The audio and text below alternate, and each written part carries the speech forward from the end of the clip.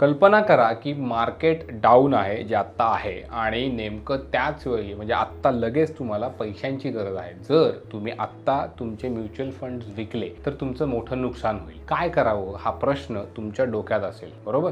तर काळजी करू नका. तुमच्या म्युच्युअल फंडाला किंवा जो काही कॉर्पस जमा झालाय त्याला हात न लावता तुमची इन्व्हेस्टमेंट सुरक्षित ठेवून कमी व्याजदरामध्ये तुम्हाला पैसा मिळू शकेल. हा विन विन प्लॅन नक्की कोणता आहे तर त्याला म्हणतात लोन अगेन्स्ट म्युच्युअल फंड. म्हणजे जसं आपण सोन्यावर लोन घेतो, गोल्ड लोन घेतो, तसं तुम्हाला म्युच्युअल फंडावर देखील कर्ज मिळू शकतं. पण हे कर्ज कधी घ्यावं, हे कर्ज घेत असताना कुठली काळजी घ्यावी, कोणत्या चुका टाळाव्यात, या सगळ्या गोष्टी माहीत असणं गरजेचं आहे. हा व्हिडिओ तुम्ही शेवटपर्यंत जर पाहिला तर ते तुम्हाला समजेल. पण त्याआधी पैसा पाणी चॅनेलला सबस्क्राईब नक्की करा.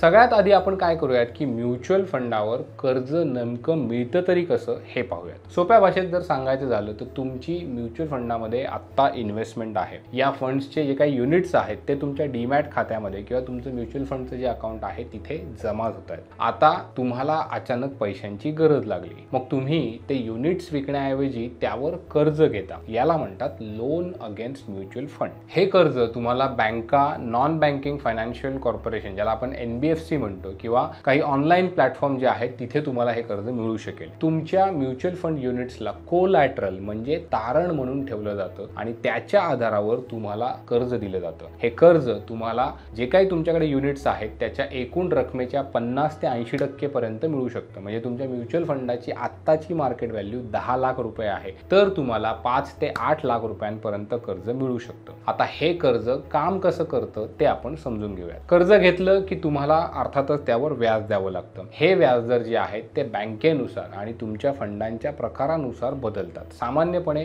8% ते 12% हा वार्षिक व्याजदर असतो. म्युच्युअल फंडाचे युनिट्स जे असतात ते तुम्ही तारण म्हणून ठेवल्यामुळे तुम्ही ते विकू शकत नाही. तुम्ही कर्ज फेडलं की मग ते युनिट्स तुम्ही विकू शकता.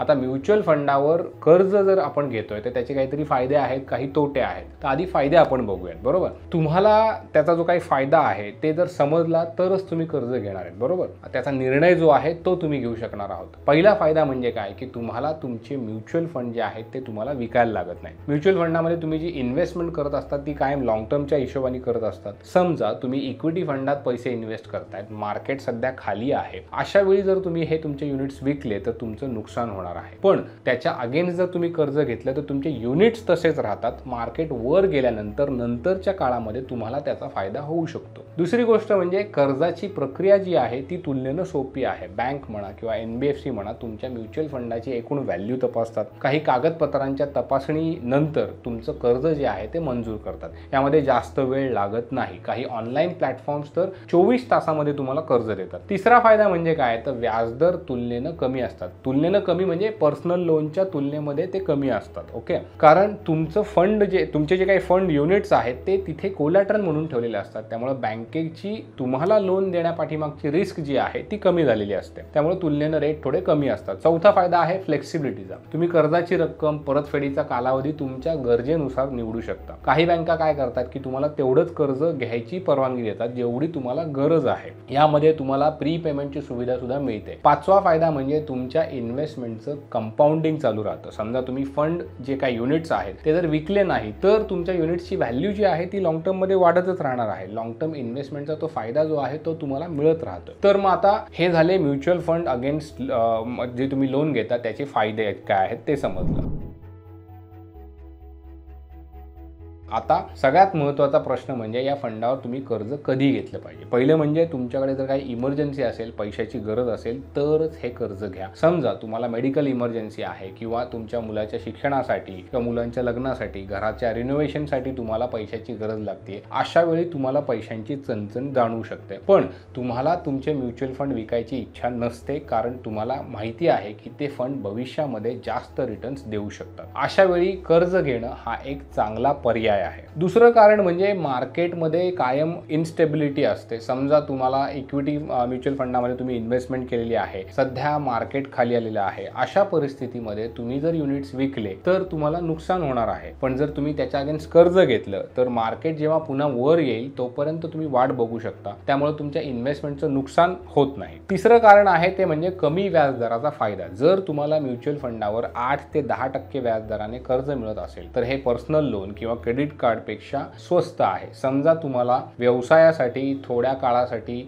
पैशांची गरज आहे, तर अशा वेळी तुम्ही काय करता की म्युच्युअल फंडवर तुम्ही कर्ज घेऊ शकता. तुमचा व्यवसाय जो आहे त्यामध्ये ते पैसे टाकून तो व्यवसाय तुमचा वाढवू शकता. चौथं कारण आहे तुम्हाला मिळणारा टॅक्सचा फायदा. जर तुम्ही म्युच्युअल फंडाच्या अगेन्स्ट कर्ज घेऊन व्यवसाय किंवा घरामध्ये इन्व्हेस्ट केली तर तुम्हाला टॅक्समध्ये सवलत मिळू शकते. पण त्यासाठी तुम्ही तुमचा जो काही टॅक्स सल्लागार आहे त्याच्याशी अगोदर व्यवस्थित चर्चा करा आणि मगच निर्णय घ्या. आता जर तुम्ही म्युच्युअल फंडावर कर्ज घ्यायचा निर्णय घेतला असेल तर काही गोष्टींची काळजी घेणं देखील गरजेचं आहे. त्यामुळे तुम्हाला नुकसान होणार नाही आणि तुम्ही फायद्यामध्ये राहा. सगळ्यात आता पहिली गोष्ट जी आहे ती म्हणजे तुमची गरज किती आहे त्याचा अंदाज घ्या. तुम्हाला किती पैशांची गरज लागते तेवढंच कर्ज घ्या. जास्त जर कर्ज घेतलं तर अर्थातच तुमचा EMIचा बोजा जो आहे तो वाढणार आहे. दुसरी गोष्ट म्हणजे व्याजदर किती आहे ते तपासा. वेगवेगळ्या बँका, वेगवेगळ्या NBFC यांच्या व्याजदराची तुम्ही तुलना केली पाहिजे. कुठला पर्याय आपल्याला स्वस्त पडतोय हे पाहिलं पाहिजे. तिसरी गोष्ट म्हणजे कर्जाचा कालावधी जो आहे तो तुम्ही बघा. शक्यतो कमी कालावधीसाठी कर्ज घ्या, कारण जास्त काळासाठी कर्ज घेतलं तर तुमचा व्याजाचा जो काही खर्च आहे तो वाढणार असतो. व्याजापोटी भरण्याची रक्कम तुमची वाढणार आहे. महत्त्वाचं म्हणजे इक्विटी फंडावर कर्ज घेतलं तर मार्केटच्या चढ उताराचा धोका असतो. डेट फंड म्हणा किंवा हायब्रिड फंड म्हणा हे तुलनेनं स्थिर असतात. म्हणून तुमच्या फंडाचा प्रकार, मार्केटची स्थिती लक्षात घ्या आणि त्यानुसार तुम्ही परतफेड कशी करणार आहात कर्जाची याचं नियोजन करा. कर्ज घेण्याआधी तुमच्या उत्पन्नाचा आणि खर्चाचा अंदाज घ्या. तुम्ही EMI सहज भरू शकाल का याची खात्री करा. आणि सगळ्यात शेवटी म्युच्युअल फंडावर कर्ज घेणं हा एकच पर्याय नाही, आणखीनही मार्ग उपलब्ध असतात. तुम्ही तुमच्या SIP मधनं थोड्या काळासाठी पैसे काढू शकता किंवा तुमचा इमर्जन्सी फंड जो आहे त्यातनं पैसा काढू शकता.